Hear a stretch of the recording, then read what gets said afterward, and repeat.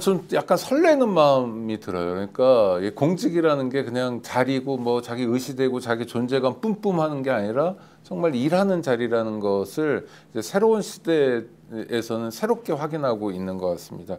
인권연대는 정부나 기업의 지원을 사양하고 오로지 시민의 참여로만 운영하는 100% 순도의 민간 인권단체입니다. 국내에 계신 스픽스 구독자 여러분, 안녕하세요. 오창익입니다. 해병 순직 사건을 다루는 특검이 청구한 구속영장이 무더기로 기각되었습니다.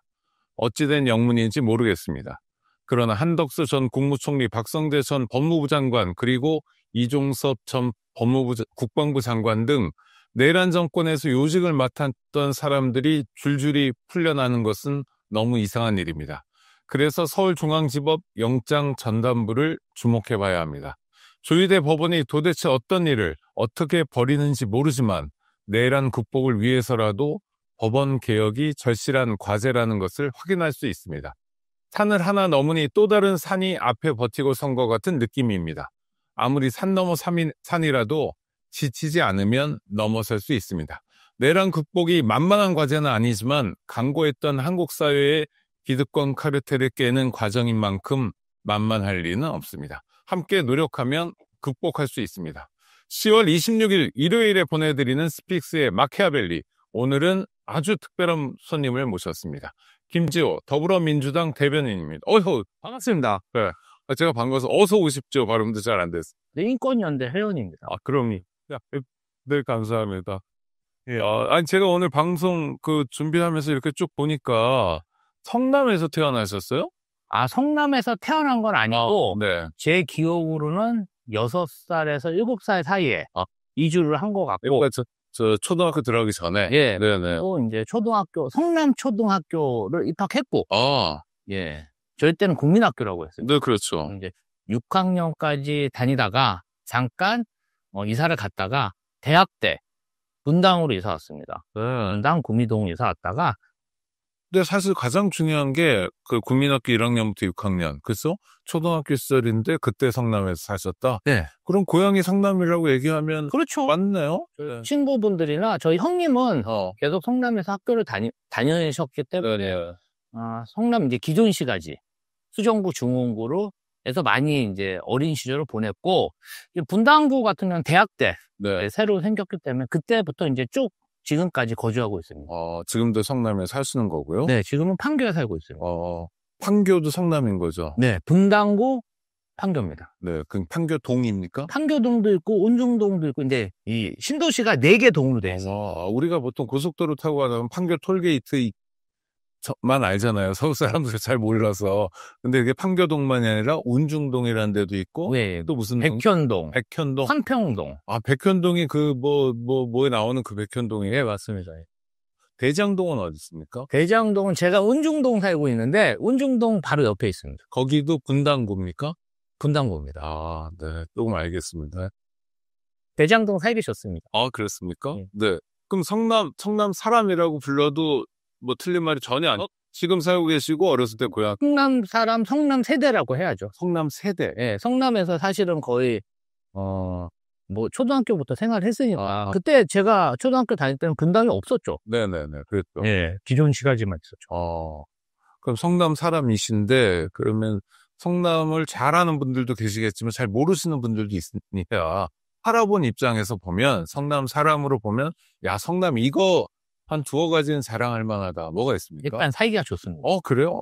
그래요? 네. 어떤? 이 기반 시설이 굉장히 잘 돼 있는 거죠. 어느 신도시나 마찬가지로 하신 도로라든지 공원이라든지, 그리고 서울보다는 압도적으로 녹지 비율이 높다 보니까 공기도 좋고, 그 다음에 인프라도 잘 돼 있고. 인프라라는 건 어떤 겁니까? 도로라든지 문화시설이라든지 쇼핑시설이라든지 상가라든지 뭐 식당이라든지 이게 굉장히 편리하죠. 교통도 편리하고. 그 동네에 살고 있으면 그냥 만족할 만한 주거 여건이 되는 거예요? 여기 사시는 분들은 굳이 다른 도시로 가고 싶은 마음은 없으신 것 같아요.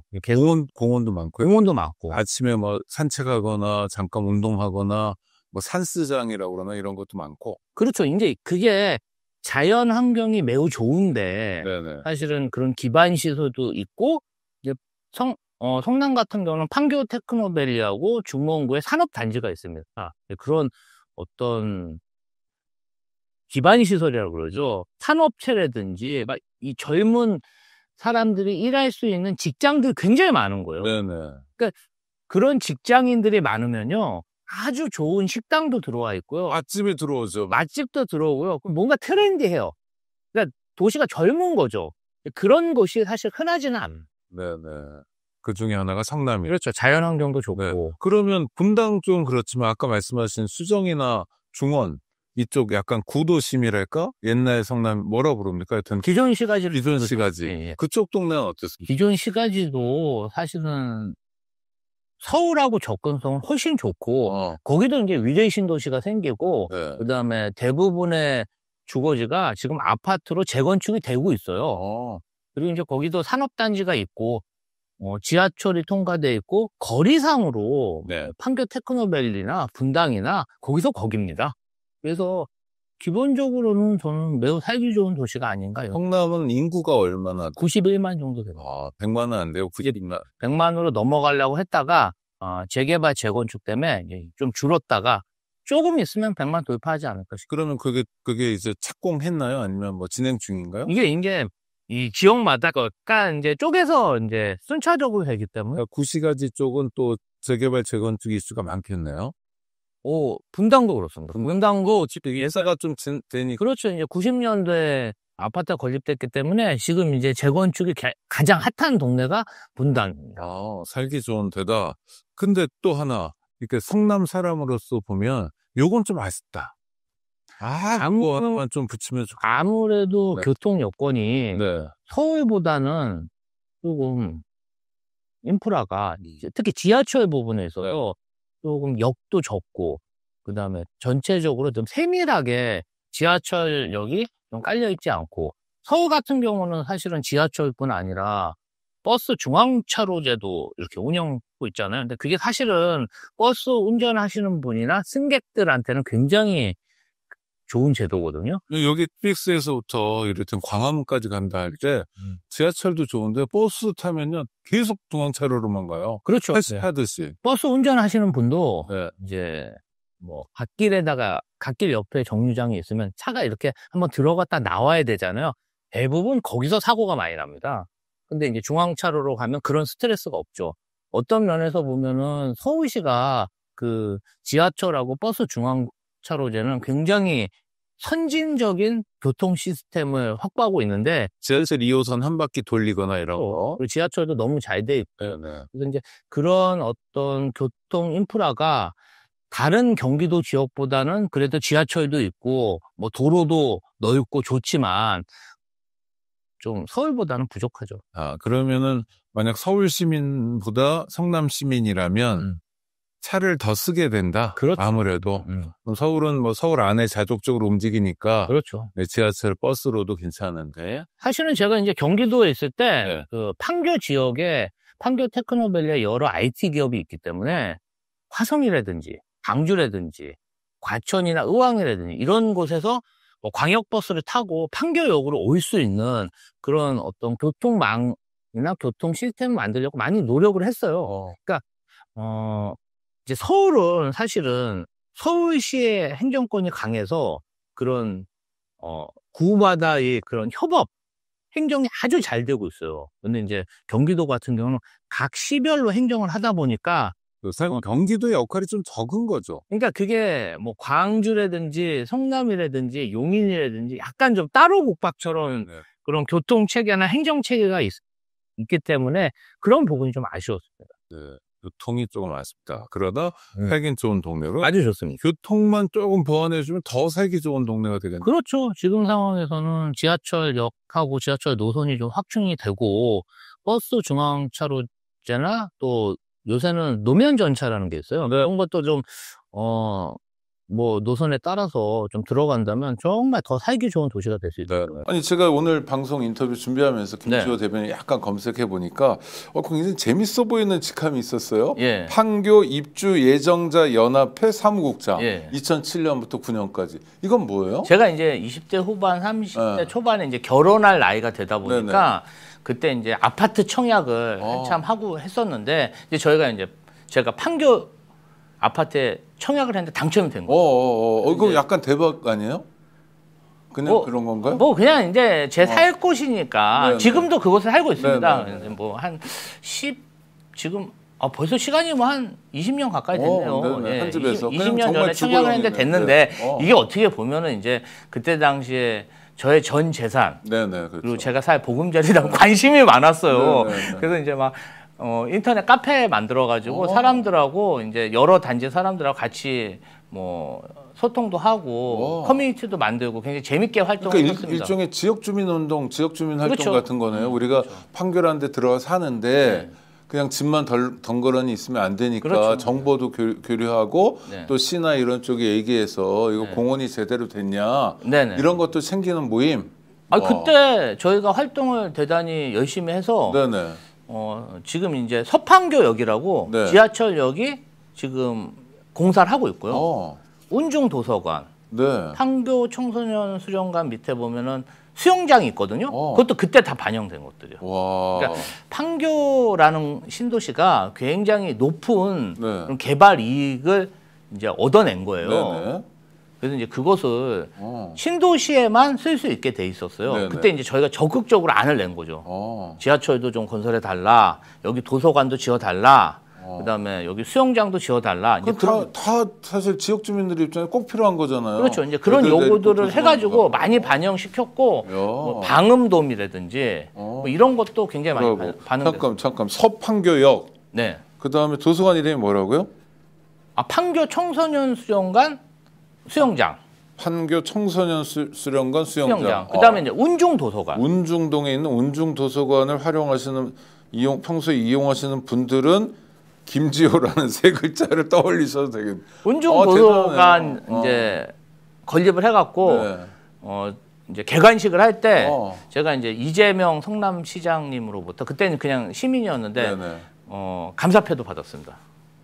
그래서 아니 거꾸로 안 해요? 시민들이 시장에게 감사패를 주는 게 아니라 뭐 왜 감사패를 준 거예요? 아니 이제 이런 운영 그게 이제 생길 수 있게 저희가 엄청 노력을 많이 했거든요. 서명도 받고 뭐 땅을 찾아오라 그래서 저희가 막 땅을 막 여기다 지으면 어떻겠냐 제안도 하고 결국은 이제 도서관 계획이 없었는데 실제로 이제 운중 도서관이 건립돼서 시장님이 그때 감사패도 주셨어요. 와 대단하네요.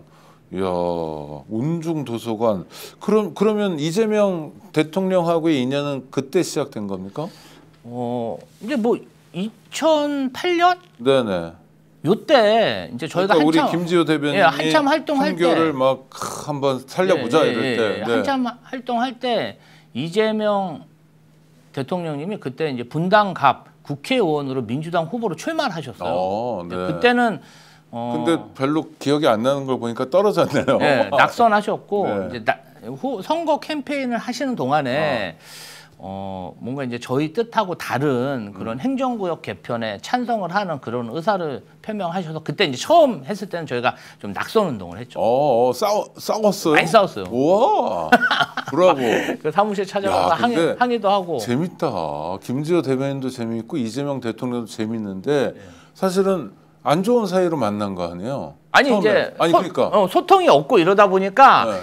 일방적으로 정책을 추진했고 저희도 이제 어떤 실력 행동을 한 거죠. 이렇게 뭐 연설을 한번 쫓아가서 막 야유를 얻는다든지. 그러니까 그런 사람하고 그러니까 처음 만나면 싸움인데 와. 그래서 이제 그 이재명 당시 분당갑 후보가 굉장히 저희 때문에 트라우마가 있으셨대요. 그렇겠네요, 동네에서. 그래서 막 현수막도 다 교체하셨어요. 그 저희가 반대하는 행정구역 개편안을 추진하겠다는 공약 현수막을 다 걷어들이셨어요. 그래서 이제 일단락이 났었는데 그러니까 너무 재밌어 난 지금. 결정 그러니까 처음 만난 거는 이재명 국회의원 후보를 낙선시키는 낙선 운동으로 처음 만났다. 그때 근데 조금 이제 그런데 저는 뭐 그렇게 심하게는 안 했는데 주민분들은 좀 흥분하셔가지고 많이 좀 항의를 심하게 하셨어요. 아니 뭐 이해가 걸리면 당연히 그렇죠. 근데 2010년도에 이재명 대통령이 그 성남시장으로 출마를 하셨어요. 그 전에 본인의 어떤 참모들을 저희한테 먼저 보내더라고요. 왜 또 저희가 봤을 때는 이 사람들이 또 본인 낙선 운동 하고 다니면 안 되잖아요. 그래서 보내서 뭐 애로사항이나 공약사항을 물어보셨고 그거는 좋은 태도잖아요. 네, 그래서 저희가 한 40개 정도 되는 판교, 신도시 현안을 적어서 드렸죠. 마을별로. 마을이 4개였으니까 마을별로 딱 적어가지고 한 40개를 줬어요. 저희가 국민의힘에도 줬습니다. 근데 그것을 다 공약으로 발표를 하셨어요. 수용률 100%네요. 뭐 한 제가 볼 땐 한 90% 빠진 것도 있어요. 네네네 물론. 네, 빠진 것도 있지만 대부분 다 반영을 했고 공약으로 발표를 했고 또 이번에 성남시장으로 당선이 됐어요. 네네. 그리고 나서 이제 저희는 교류가 없었죠. 없었는데 성남시장 당선되고 나서 한 6개월 안에 할 수 있는 건 다 하더라고요. 그 약간 놀라운 대목이네요. 그러니까 그게 대단한 거죠. 저희는 뭐 국민의힘이든 민주당이든 그때는 뭐 이렇게 그렇죠. 당색이 없고 지역 입장에서 우리 얘기 잘 들어주고 그러니까 옛날에 그전 시장은 어땠냐면요. 우리 만나주질 않는 거예요. 그래갖고 그전 시장 일단 이름 한번 기억. 이대엽 시장이라고. 그 유명한 영화 배우 했던 분. 네. 뇌물 뭐 이런 걸로 옥사하셨어요. 옥에서 돌아가셨는데. 야 인간으로서 좀 비참한. 옥사하셨어요. 예.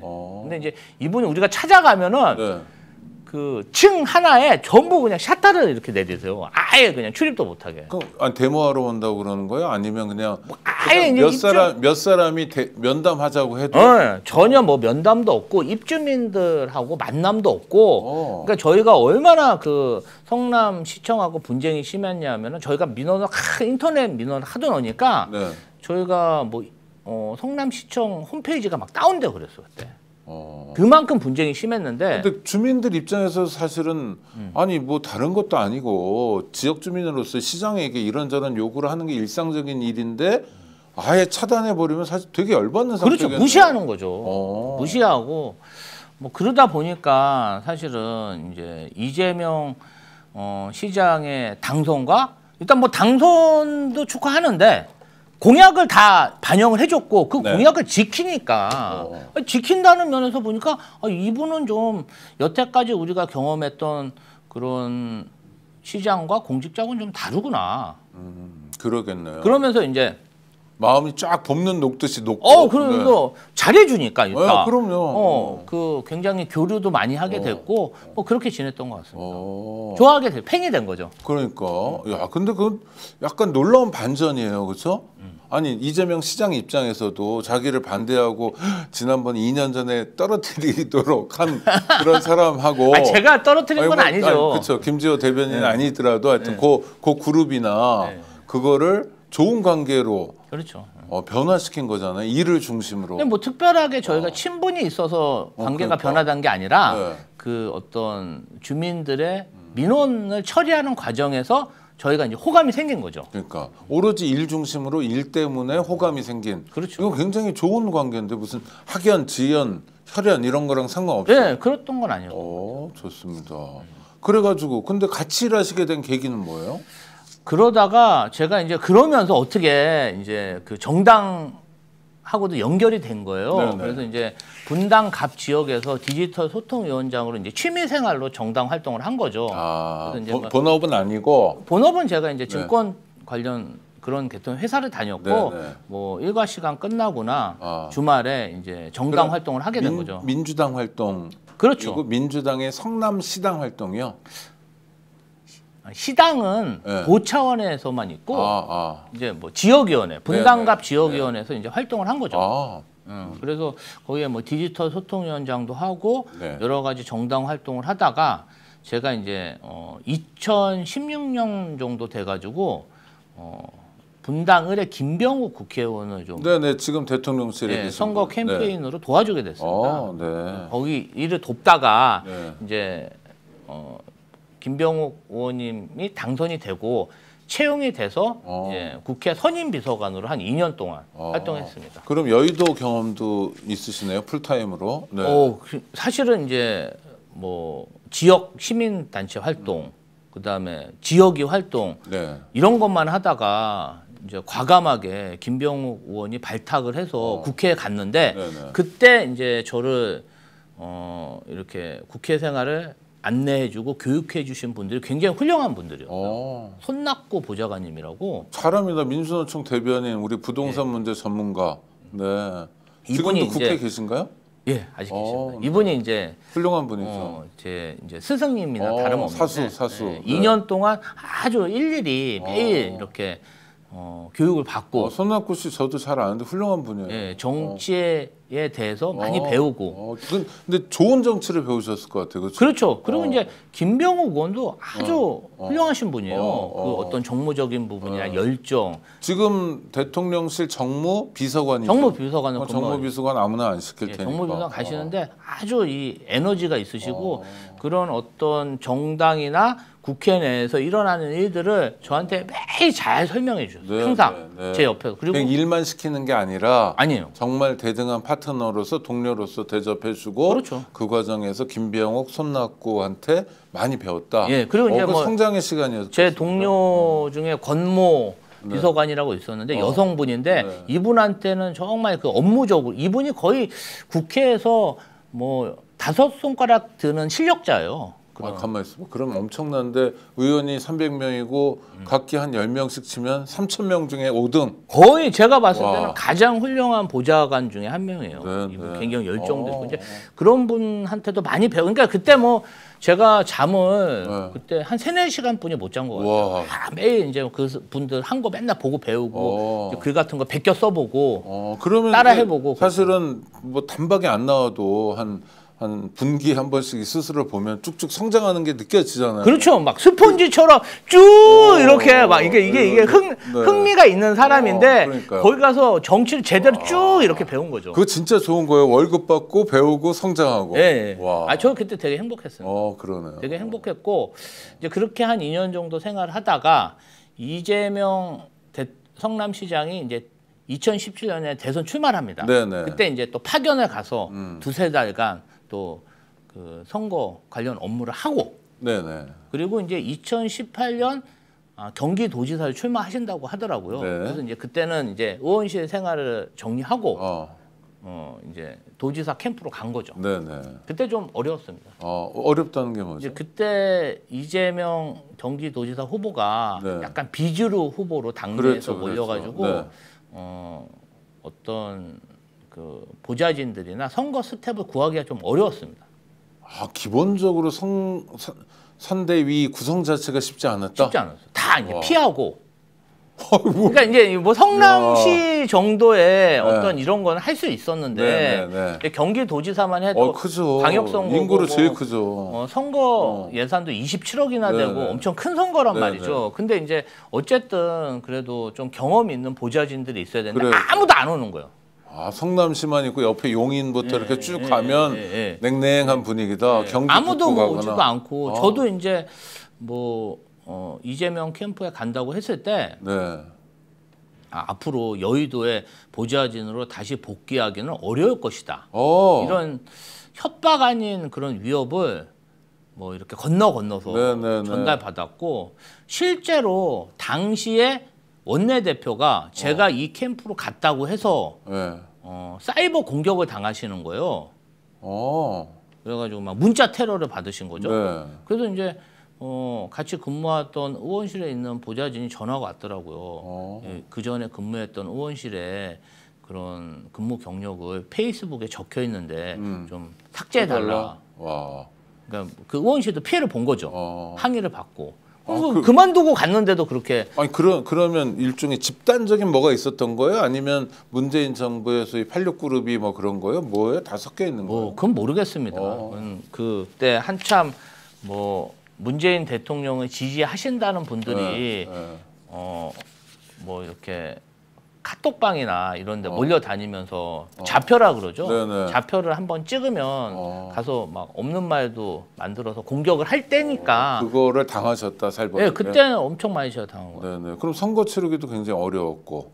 선거 치기도 어려웠죠. 네. 그러니까 후보자나 후보자 가족들에 대한 인신 공격이나 마타도어가 너무 심했기 때문에 다들 힘들어했습니다. 아이고. 그리고 이제 후보로 이제 이 경선에서 이겼잖아요. 네네. 이겼는데 인정을 안 하는 거예요.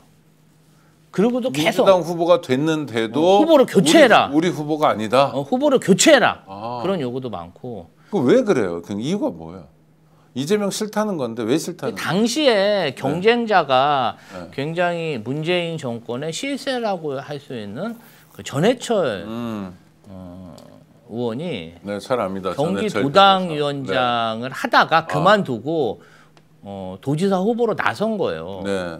그러면서 그러면 심판이 선수를 뛴 거잖아요, 아까. 그렇죠. 그래가지고 경선하는 기간에도 거의 경기도에 있는 기초 시의원, 광역 시의원의 90% 이상이 전해철 후보를 지지하는 그런 선언을 했습니다. 야, 그러면은 이기기 어려운 당내 선거에서 사실은 구도로 보면 이기기 어려운 거였네요. 이재명 후보가. 이제 그게 이제 뭐 근데 아니 그러니까 물론 이제 저 시민적 지지 이런 건 있겠지만 그거 말고 구도.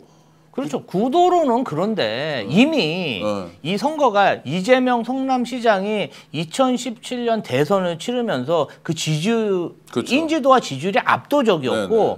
그다음에 그 전에 남경필 지사와 굉장히 라이벌전으로 토론도 하고 네네. 굉장히 치열하게 그냥 이 라이벌전을 한 거야 이미 언론전을. 체급이 달라졌으니까 이제. 언론전을 한 거야. 네, 그러니까 네. 이제 일반 시민이나 일반 당원들은 전해철 의원을 몰라요 일단. 그쵸, 눈에도 안 알지도 들어요. 못하고 네, 맞아요. 네. 남경필의 라이벌은 이재명이다. 이재명의 라이벌은 남경필이다. 이렇게 거의 인식이 낙인이 된 네, 상황에서 선거를 했기 때문에 아무리 그렇게 지지 선언을 해도 그냥 다들 관심이 없는. 그러나 저희 캠프는 지금 힘들죠.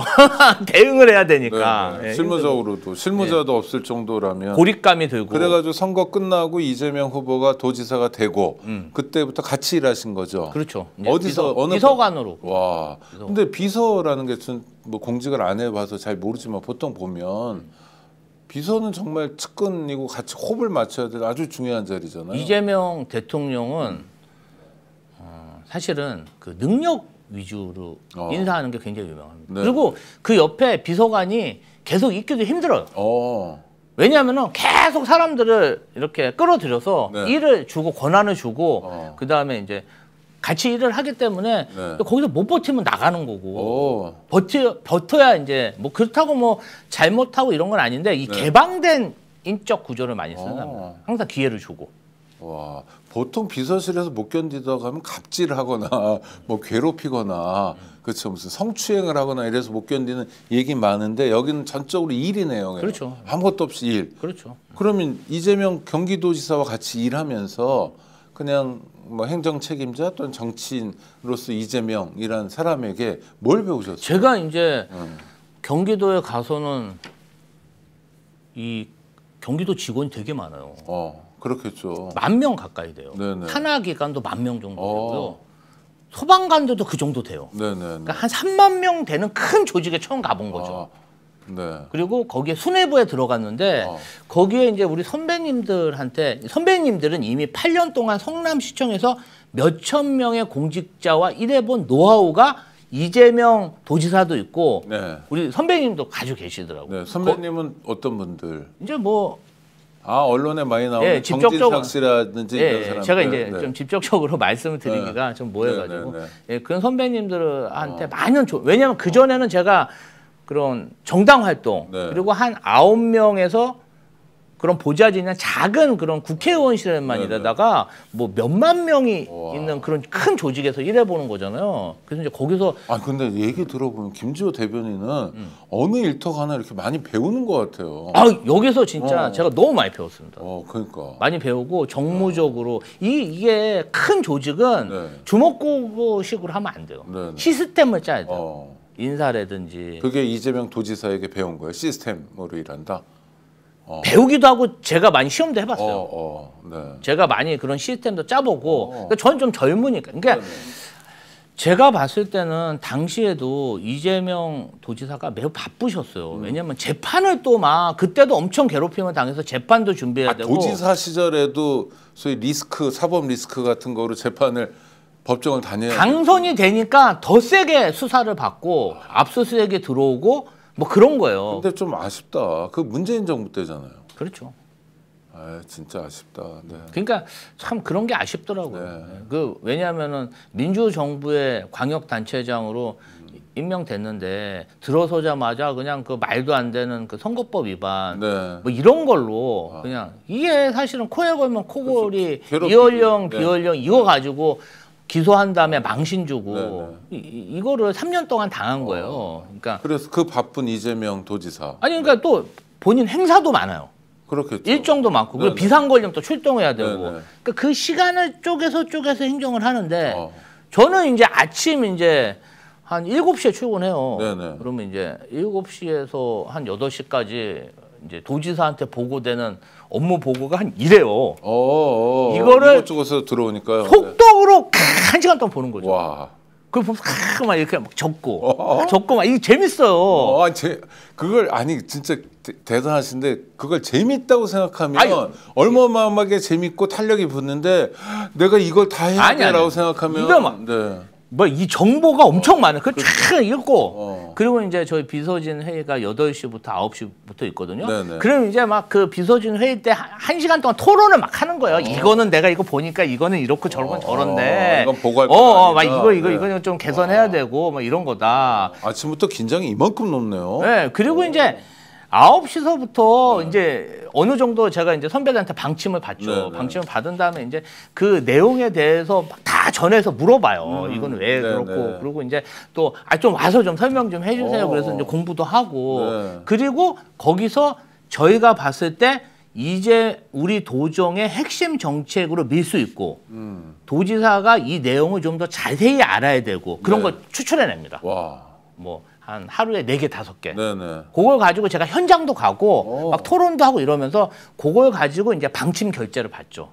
그리고 이제 도지사님한테 보고해가지고 다 들어가서 보고를 하고 이런 분 했을 때 이거는 도지사님이 좀 소셜 라이브도 해야 되고 도정에 굉장히 중요한 정책으로 밀고 나가셔도 좋을 것 같습니다. 이제 이런 것들이 있죠. 네네. 그럼 이제 그걸 방침 결재를 받으면은 요걸 가지고 소셜 라이브 회의도 하고 네. 지금 이제 국무회의처럼 네네. 하는 거예요. 오. 일주일에 2, 3회. 그러니까 그냥 이재명 대통령이 하늘에서 뚝 떨어진 사람이 아니군요. 그때부터 막 엄청 그런 걸 한 거예요. 하고 그다음에 이제 그게 좋다. 그럼, 네. 그럼 국회로 가서 국회 토론해요. 오. 우리가 경기도에서 이렇게 좋은 사업을 했는데 해보니까 너무 좋더라. 국회 가서 이렇게 설명을 하는 거죠. 네. 그리고 이제 막 그렇게 막 논쟁이 붙어요. 반대하고 막 그러잖아요. 그럼 이제 뭐 MBC 가서도 토론하고 막 이렇게 전국적으로 이슈화 될 수 있게 키우는 거죠. 네. 광고도 태우고 막.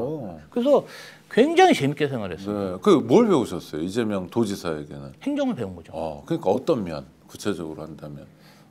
이게 네. 이 조직 운영에 있어서는 정말 그 공직자들하고의 관계 그리고 이 지도자가 원하는 그런 도정의 방향이 뭔지 분명해야 되구나. 네. 이 조직이라는 건요.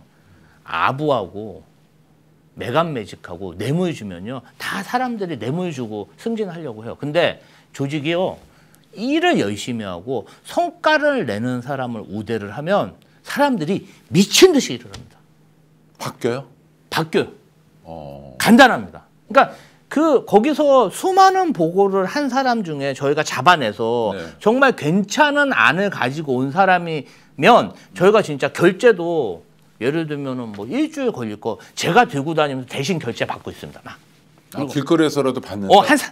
저기 뭐 1시간 만에 다 받습니다. 또 빨리 사인해달라고 그러고 이렇게 받고 막 이렇게 하고 막 소셜 라이브. 되게 역동적이네요. 막 소셜 라이브 하고 막 그리고 대부분 그렇게 했던 사람 다 승진하잖아요. 승진하고 상도 받고 그 조직에는 막 사람도 막 이렇게 조직에서 막 챙겨주고 이런단 말이죠. 그러니까 분위기가 들썩들썩 이러네요. 그럼 완전히 이 일을 잘하고 이러면 비서실에서 막 영웅시하는 거예요. 대단하다. 김 국장 최고다 막 이렇게. 그렇죠. 막 한마디로 일을 잘해서 성과를 내면 출세를 하는 거야. 경기도에서. 그러니까 사람들이 우리가 이제 나중에는 말도 안 했는데 엄청 막 자기네들이 그거 보고 따라 해가지고 일을 만들어 갖고 오더라고요. 네. 되게 재밌었어. 그걸 배우셨다. 네. 와, 김지호 대변인은 경기도에서 이재명 대통령에게 행정을 배웠다. 그렇죠. 행정 행정을 시스템을 배운 거죠. 배웠다는 6글자에 많은 게 담겨 있네요. 아, 이게 사실은 작은 조직, 그러니까 작은 조직은요, 사실은 주먹구구식으로 해도 돼요. 근데 큰 조직은 제가 보니까 기조를 만드는 게 되게 중요하더라고요. 뭐. 아부를 하고 네. 뇌물을 먹이고 그런 조직은 썩어가는 거고요. 네네. 정말 일을 잘하는 사람, 성과를 내는 사람을 우대하면 그냥 그 몇만 명이 알아서 그냥 자기들끼리 일하고 막 만들어 오는데, 제가 봤을 때는 우리나라 공무원들이 이렇게 머리 좋고 뛰어난지 그때 알았어요. 막 상상도 못할 아이디어를 가지고 와. 자기 문제가 걸려서 그렇군요. 내가 사실 승진도 하고 싶고 좋은 의미의 영향력도 좀 하고 싶고. 그렇죠. 그런 공무원사의 그런 뜻을 쫙 뽑아내는 게 행정가다. 그렇죠. 공무원사, 그러니까 우리가 뭐 아이디어 내 가지고 하는 거는요, 네. 대부분 그게 한계가 있어요. 네네, 그렇겠죠. 이 행정 그 현장에 대해서 잘 아는 사람들은 공무원들이에요. 네. 우리 몰라요. 그렇죠. 예, 그 비서실에 정치인들은 제한이 있죠. 비서실에 갇혀 있는데 네. 뭘 알아요. 네. 근데 이제 그 현장에 있는 공직자들이 제대로 된 정말 성과 있는 그러한 안을 가져올 수 있게 촉진자가 되는 거예요. 우리가 이제 뭐 예를 들면 소셜 라이브나 현장 탐험을 갈 때 제가 꼭 갑니다. 네. 그래서 점검하고 아이고 어느 팀장님, 어느 사무관님, 행정관님이 주무관님이 하셨군요. 항상 제가 이름 같은 것도 적습니다.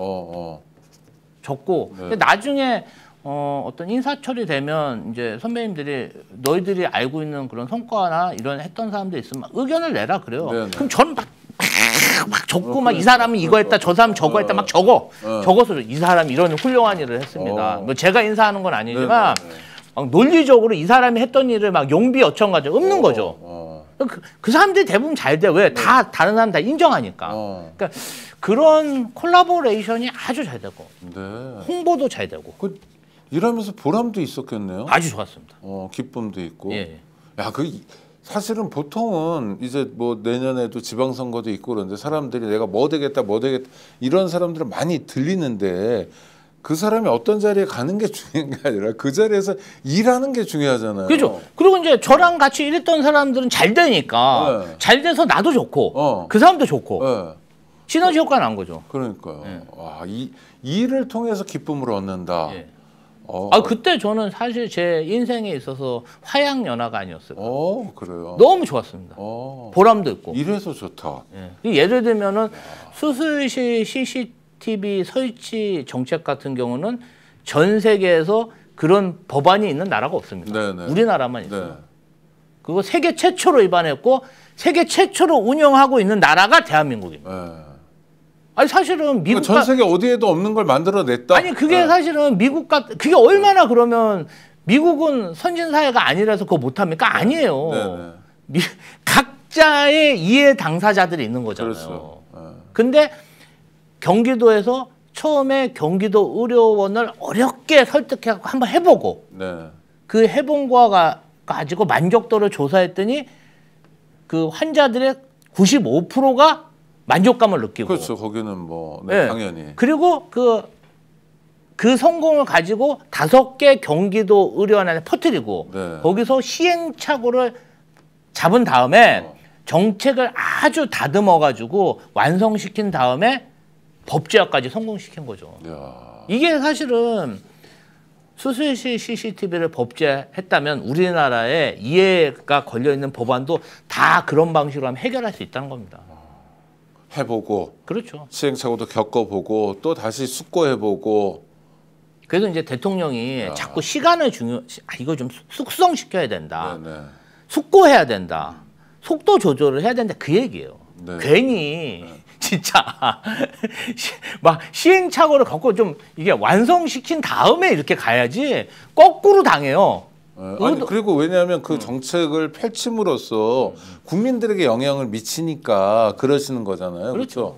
그러니까 숙고할 필요가 있고 뭐 해라. 이게 제도라는 게 완벽하지 않아요. 처음 이게 하다 보면 막 무슨 일이 생겨요. 그러면 그런 것들을 시범 사업, 설레라 그러죠. 한번 해보고 완성한 다음에 실행해야 큰 문제가 없습니다. 좋습니다. 그거 빨리 한다고 뭐 좀 늦게 한다고 세상 망하는 거 아니잖아요. 근데 오히려 섣부르게 추진하다가 적폐한테 되치기 당해갖고 민주 정권이 무너진 게 여태까지 역사 아니겠습니까? 그렇죠. 사실 맞습니다. 아유, 그럼 아까 갑자기 오랜만에 듣게 된 이름 이대엽. 네. 이대엽 씨는 성남시장 몇 번 했어요? 한 번 했어요? 2번 했어요. 2번, 8년. 그럼 이대엽 8년 동안 성남이 꼬꾸라졌던 건가요?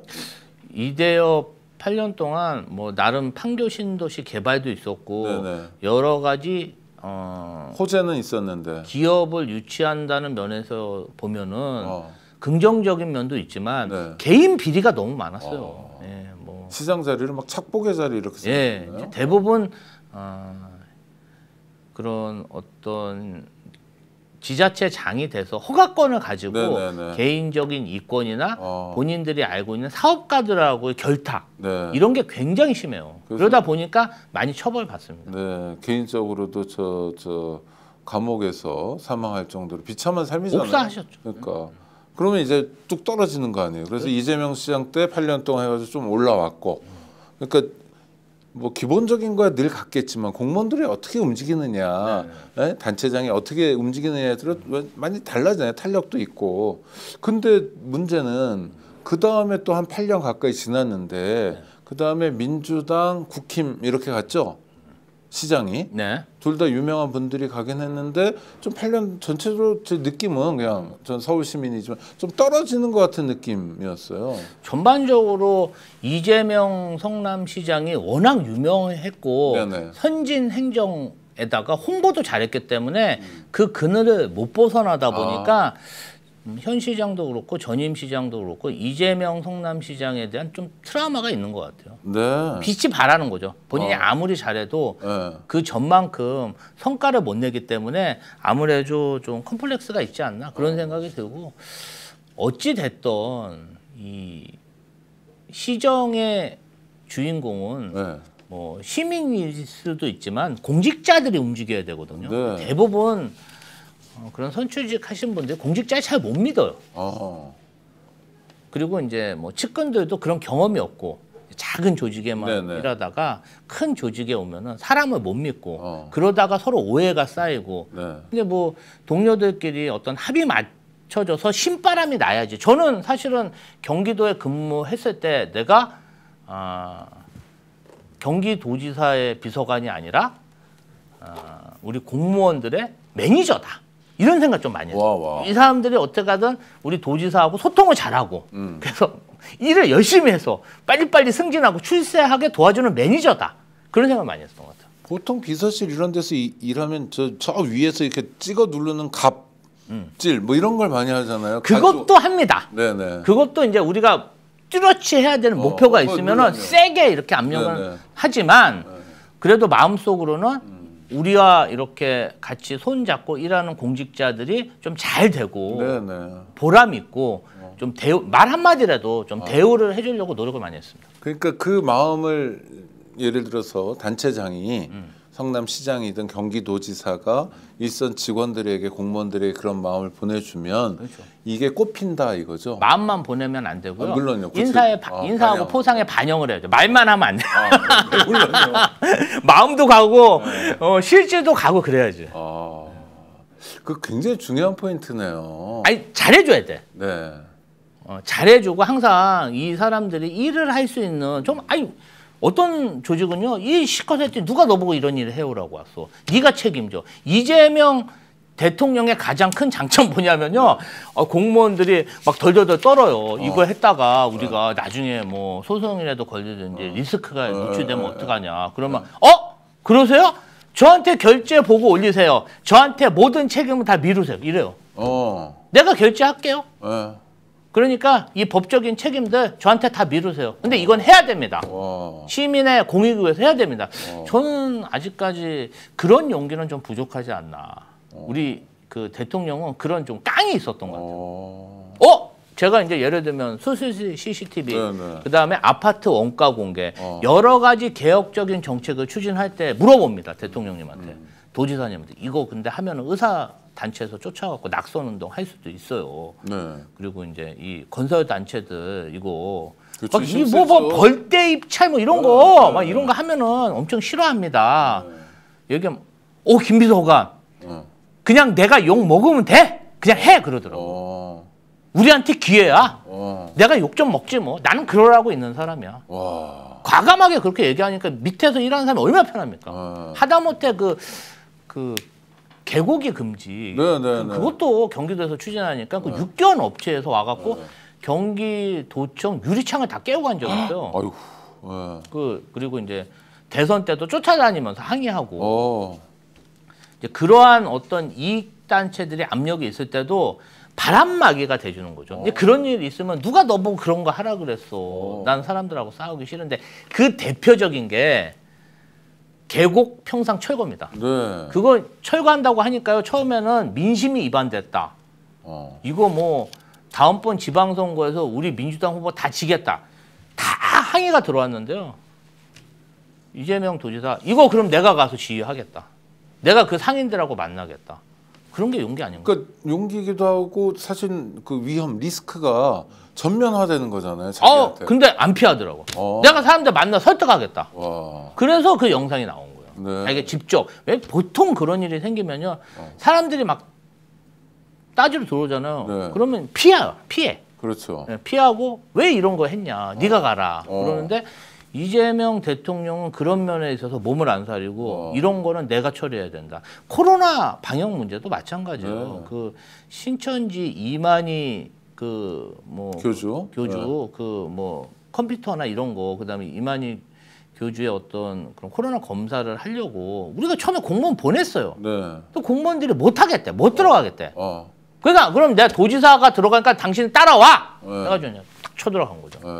그런 결단력이 좀 있었다. 근데 위험하기도 한데 그렇죠? 정치적으로 손해일 수도 있는데 도민을 위해서 필요한 일을 하면 한다.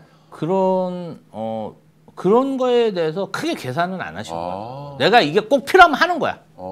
하늘이 두 쪽 나도.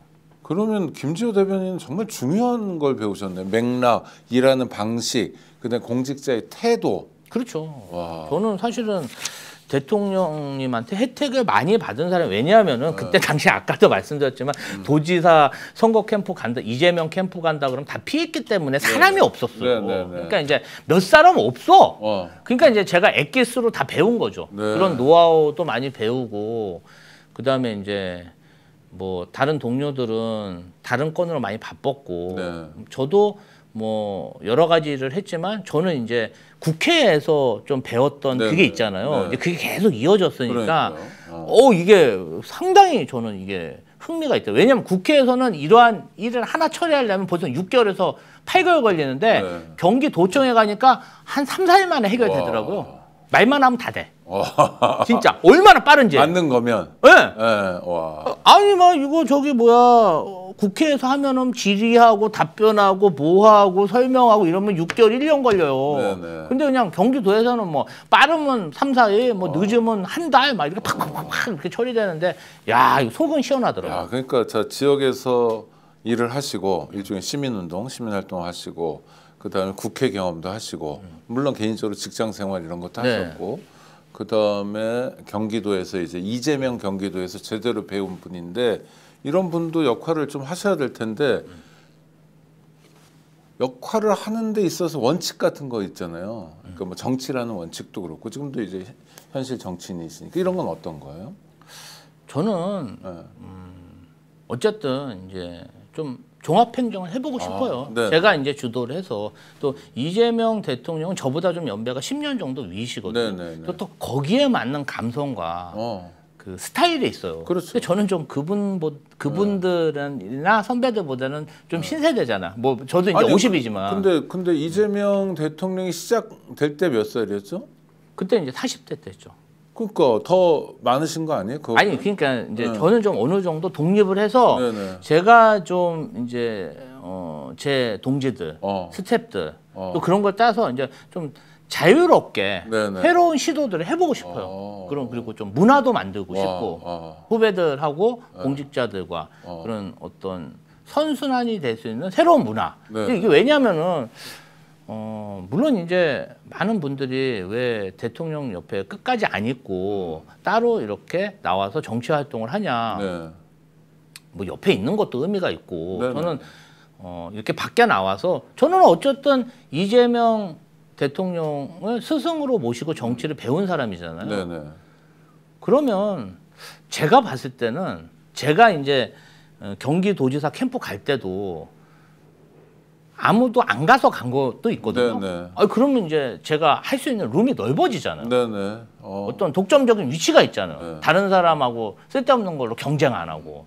근데 이재명 대통령이 지도자, 대통령으로 됐을 때 잘 아는 사람이 외부에서 자기 정치를 하면서 이재명의 또 다른 그런 정치와 세계관을 자기 색깔로 소화해서 넓히는 것도 하나의 또 영역일 수 있겠더라고요. 더 중요해요. 사실은 대통령 비서실 같은 세팅된 데서 힘쓰는 자리에 가 있는 것도 중요하지만 그건 사실 어떤 면에서 누구나 할 수 있고 누구나 오고 싶은 자리일 수도 있는데 변방에서 외곽에서 지평을 넓히는 거 이거 아주 중요하죠. 야. 저는 이제 경기도하고 이재명 대통령이 당대표 하실 때 당대표 정무조정부실장으로 또 근무를 했어요. 네네. 2년 정도 했기 때문에 뭐 비서관으로 활동은 충분히 한 거고 이제는 그래도 뭐 잘 아는 사람이 외부에서 이렇게 활동하면서 뭔가 자기의 정치 영역을 만드는 것도 네, 아주 다른 정치 세력이나 국민들이 볼 때는 이것도 저 조직은 좀 건전한 조직이구나. 다 대통령실로 몰려가는 게 아니라 저 사람은 또 뭐 밖에 나가서 자기 정치하고 이거 건전하네. 저기는 좀 살아있는 조직 같다. 다양성이 있네. 그렇게 볼 수도 있을 것 같더라고요. 누구는 야전을 지키기도 하고 다 합동참모본부에만 앉아있으면 어떻게 전쟁을 해요. 아주 좋습니다. 그래서 하여튼 행정도 하셔야 되고 정치도 하시고 이러는데 궁극적으로 얻고 싶은 건 뭐예요? 저는 이제 아까도 말씀드렸는데 어차피 제 근본이 지역에서 시민 뭐 지역 정치를 하다가 여기까지 온 거잖아요. 그래서 이제 성남시에 가서 이재명 대통령 그리고 국회에서 배운 그리고 당에서 경험했던 그런 것들을 녹여서 또 성남시에 대한 애정이 있는 거죠. 네네. 뭐 그때 정치인도 아닌데 맨날 그러니까요. 도서관 지어 주십시오, 지하철역 지어 주십시오. 그 기본적인 애정이 있는 거거든요. 그래서 좀 성남시의 발전 뭐 이런 것을 좀 꿈꾸면서 또 동료들과 뭔가 좀 새로운 정치 문화를 좀 만들어 보고 싶어요. 와, 좋습니다. 제가 이제 우리 선배님들이 저를 믿고 맡겨주시고 기회를 주셨기 때문에 배울 수 있었던 거잖아요. 따지고 보면 경험도 없는데 국회 선임 비서관을 써주셔서 2년간 투자를 해서 교육을 했고 그다음에 행정 경험도 없는데 저를 도지사 비서관으로 채용해서 다양한 정말 행정 경험을 쌓게 해줬고 또 당까지 데려갔으니까 전부 망라하는 거잖아요. 그렇죠. 도지사 비서실은 도정 전체를 다 봐야 되니까. 그래서 이제 뭐 많이 아쉬워하고 하시는 분도 계신데 저는 사실은 배울 걸 다 배워서 제가 한번 해보고 싶은 생각도 컸습니다. 아니 그리고 저 같아도 그렇고 제가 만약 운중도서관을 짓는데 역할을 했으면 지나다니면서 기분도 좋을 것 같아요. 뿌듯합니다. 애들이 이렇게 그죠 뿌듯함. 그 뿌듯함이 약간 중독성이 있는 거죠. 그럼요. 그리고 이제 그 경기도에서 그 행했던 그 많은 일들이 지금 다 현실화가 되고 있어요. 네, 제가 이렇게 뿌려놨던 것들이 예를 들면 뭐 경기 똑버스라는 게 있어요. 그 디메인딩 버스인데 버스 노선이 없고 내가 앱으로 누르면 알아서 오는 거야 이렇게. 15분, 30분은. 왜냐하면 경기도가 넓기 때문에 도서 지역이 있어요. 농촌 지역도 있고. 그렇죠. 그런 데는 사실은 버스 노선이 좀 비효율적이거든요. 앱으로 키면 찾아오는 택시 같이.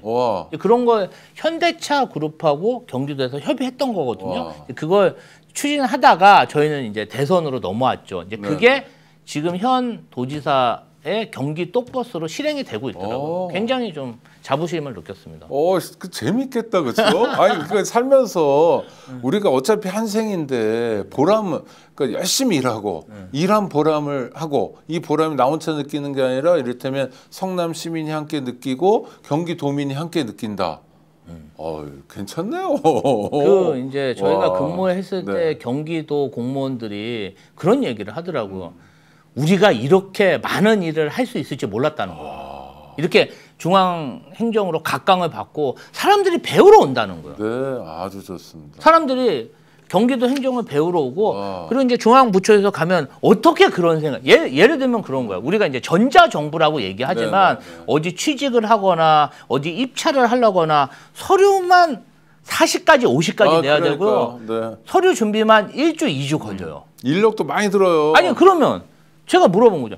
아니 그 서류가 다 공공기관에 있는데 왜 수요자가 그걸 또 다시 떼갖고 공공기관에 내야 되냐. 그러니까 다 낭비 아닙니까? 먹고 살기도 바쁜데. 아니 그거 막 맞아요. 하루 이틀 직장 못 다녀. 네. 그 얘기를 해가지고 저희가 그 민원 서류 줄이기 와. 그 운동을 했어요. 그래갖고 막 도에서 뭐 예를 들면 등본이나 이런 거 내 거 다 확인이 되잖아요. 네. 그런 걸 자동화하고 그래서 행안부에 가서 어떤 서류 같은 경우는 서로 이제 이런 걸 면제하는 그런 협의를 해야 되는데 행안부 공무원들이 깜짝 놀라는 거죠. 아니, 당신도 어떻게 그런 생각을 할 수 있냐.